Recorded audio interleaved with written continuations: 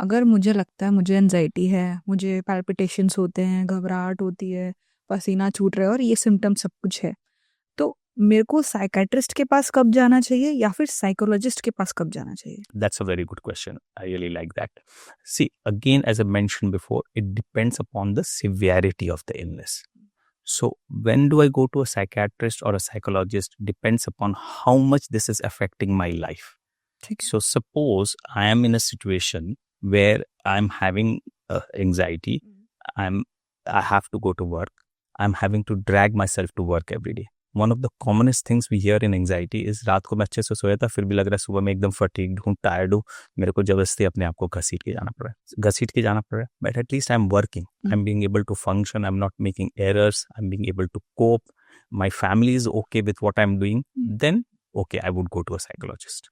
But suppose here what is happening, I'm going to work, I'm shouting and screaming at my colleagues, I'm making silly errors, I'm not being able to perform as I would normally able to perform, then I would suggest you have to go to a psychiatrist. Because both work. I mentioned that there are three major types of treatment. One is lifestyle, other is therapy, and the third is medications.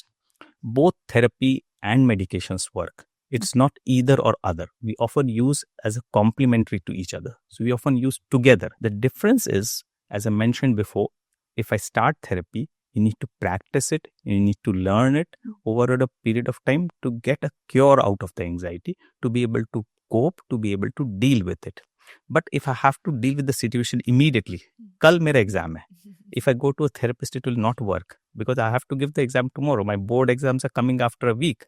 Then I need a help of a psychiatrist to manage it immediately so that my functioning remains stable. The criteria I always consider when I give medications is the functioning part. If that functioning is getting impaired, then I need to intervene immediately. Because if I let the functioning drop, it becomes a vicious cycle. It will feed into my anxiety. मेरे को और negative लगेगा कि यार आज मैं काम पे गया, वापस मैंने गलती की, वापस बॉस ने छाड़ा, मेरा और कॉन्फिडेंस जाएगा, मेरी एंजाइटी और बढ़ेगी. So I need an immediate stop to that. I can't allow that to persist. Then I need to intervene in terms of medications and need to see a psychiatrist. Especially if you have comorbidities. Suppose you have blood pressure. Suppose you have thyroid issues. Suppose you have diabetes. They are all over the place. Then you need to see a psychiatrist immediately. So it depends upon an individual situation. It depends upon what other problems individuals are having. Unfortunately, often there is a lot of stigma about anxiety disorders. So people resort to self-medication. When I say self-medication, I mean, unfortunately in India, all these benzodiazepines are very easily available over the counter. Keep escalating. I have had people, जो मैंने बता रहा था, benzodiazepines taking 10 tablets, 20 tablets, 40 tablets a day. You need to see a psychiatrist.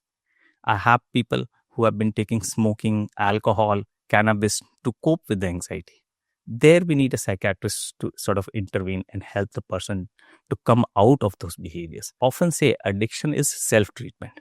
People are not being able to cope with their anxiety. People are not being able to cope with their depression. So they are self-medicating with alcohol, smoking, cannabis, ganja, etc. If we're able to help those people in terms of their anxiety, in terms of their depression, then they won't need those things. अगर कोई अपने anxiety को address नहीं करता है तो क्या वो डिप्रेशन का रूप ले लेगी? Again, it depends upon the situation to situation. So